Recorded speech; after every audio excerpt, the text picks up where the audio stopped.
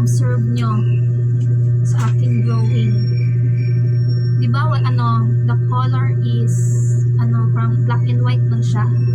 So, I use the technique of chiaroscuro technique, no, para makita ang range ng darkness and the lightness sa drawing.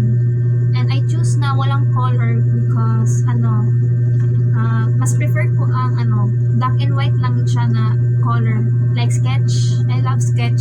Kaya I use this na walang color. Kasi for me, kung may color is parang masyado madumi siya.